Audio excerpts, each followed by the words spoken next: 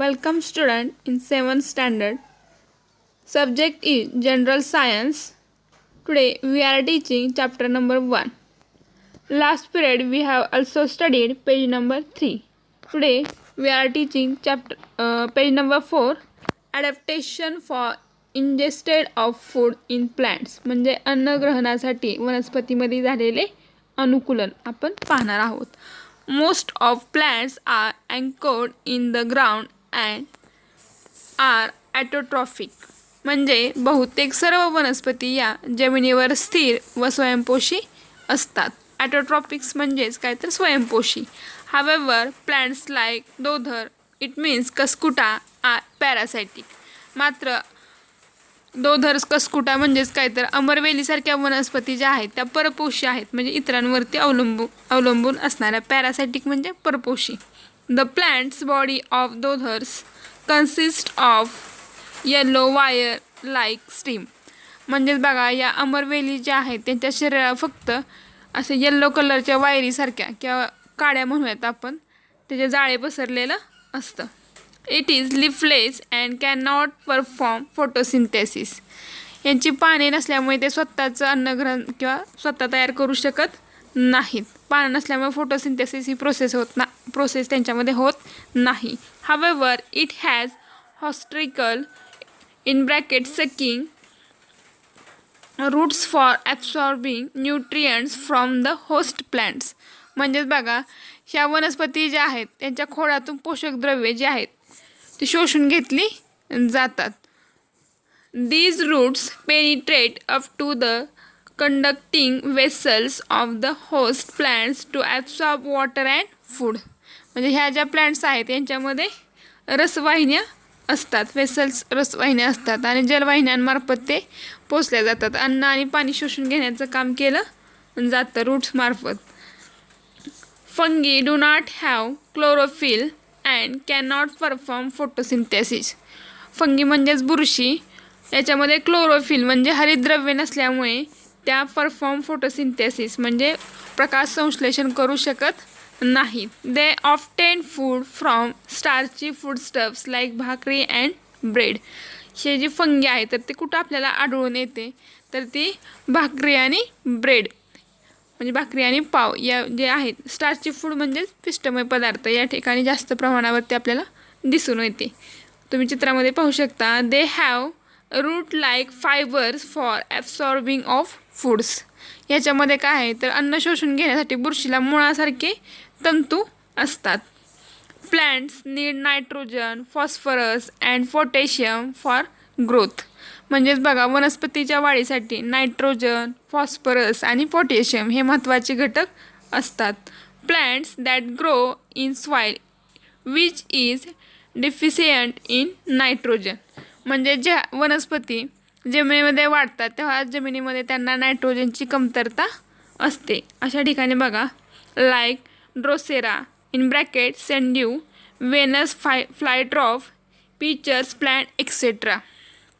म्हणजे ज्या जमिनीमध्ये नायट्रोजनची कमतरता असते अशा ठिकाणी या वनस्पती म्हणजे ड्रोसेरा म्हणजे घटपर्णी, वेनस फ्लायट्रॉफ ह्या ज्या वनस्पती आहेत तर त्या काय करतात, कीटकांपासून त्यांचं भक्षण करून नायट्रोजनची जी गरज आहे ती भागवतात. Fulfil their need for nitrogen by consuming insect.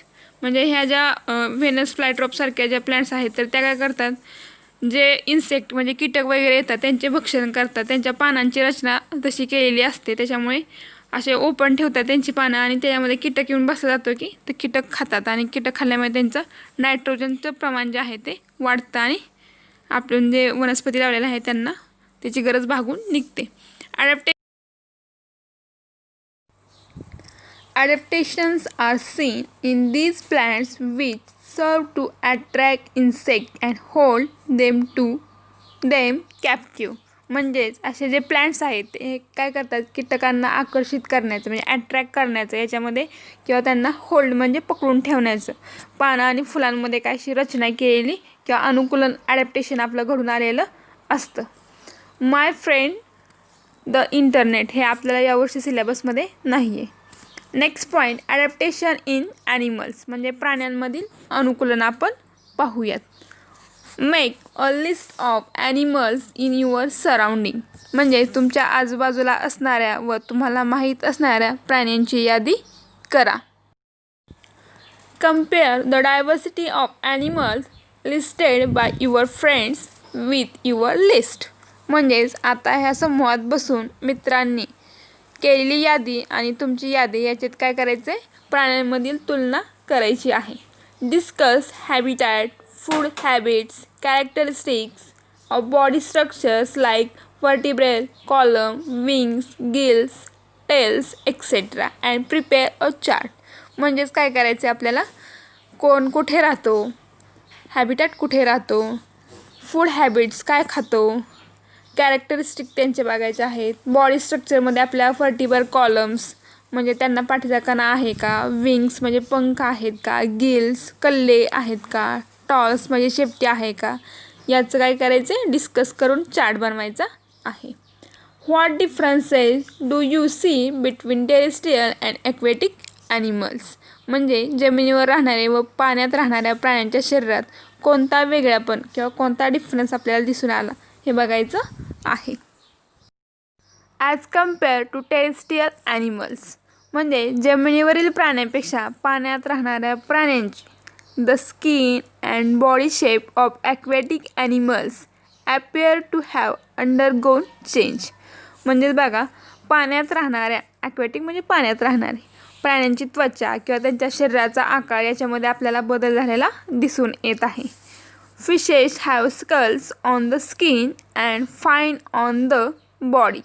म्हणजेच बघा, फिशेस म्हणजे मासे, मासेंच्या त्वचेवरती खवले, स्कल्स म्हणजे खवले, तसेच शरीर असं पसरट किंवा त्याच्यामध्ये पर असतात, फाईन म्हणजे पर म्हणूयात आपण असतात. There body tapers toward both it's end like a spindle. म्हणजे त्याच्या शरीराची जी रचना आहे ती दोन्ही टोकांना निमुळती असते. Fish breathe with gills instead of nose. म्हणजेच बघा, मासा जो आहे तो श्वसनासाठी नाकाऐवजी कल्ल्यांचा वापर करतो. गिल्स म्हणजे कल्ले. देअर आयज हॅव ट्रान्सपरंट आयलिड्स. म्हणजे पापण्या, त्यांच्या आयलिड्स म्हणजे पापण्या ह्या ट्रान्सपरंट म्हणजे पारदर्शक असतात. They have air bladders with the body to help them to float. म्हणजे या प्राण्यांच्या शरीरामध्ये शरीराच्या हवेच्या पिशव्या, एअर ब्लडर म्हणजे हवेच्या पिशव्या असतात, म्हणजे त्यांना तरंगण्यासाठी हेल्प होती. Observe the bodies of the frog, duck and टॉर्टाईज. म्हणजेच आपल्याला काय करायला सांगितलेलं आहे, फ्रॉग, बेडूक, डक म्हणजे बदक अँड टॉर्टाईज म्हणजे कासव यांच्या शरीराचं निरीक्षण करायला सांगितलेलं आहे. काही क्वेश्चन दिलेस त्याच्या आधारे आपल्याला निरीक्षण करायचं आहे. Question first is, of what use are their legs to these animals. म्हणजे या पायांचा उपयोग कशासाठी केला जातो. Second question is, what helps frog to breathe under water. म्हणजे बेडूक पाण्यात असताना कशाद्वारे श्वसन करतो. Third question, of what use are the long shin legs of a frog. म्हणजेच बेडकाच्या मागच्या लांब पायांचा कशासाठी उपयोग होतो. Question fourth, what does not a duck get weight in water. म्हणजे बदक पाण्यात असतानाही ओले का होत नाही. Page number 5, as the frog and duck have webbed toes they can use their legs like oar. म्हणजेच काय तर बेडूक आणि बदक यांच्या पायांच्या बोटामध्ये पडदे असल्याने पायांना त्यांना वल्ल्याद्वारे किंवा त्याचा उपयोग केला जातो. Water flows of the waxy feathers of birds like duck and water हेन. म्हणजे बदक किंवा पाणकोंबडी अशा पक्ष्यांचे पंख व हे पीस जे आहे ते तेलकट असल्यामुळे पाणी त्याच्यावरून सहज असं ओघळून जातं. त्यामुळे पाण्यात जरी असलं तरी त्यांच्या अंगावरती पाणी राहत नाही. Webbed toes, slippery smooth skin and a triangular head help.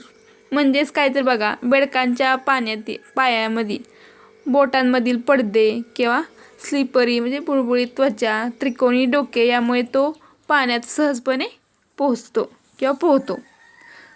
They can live on land as well as in water due to their ability.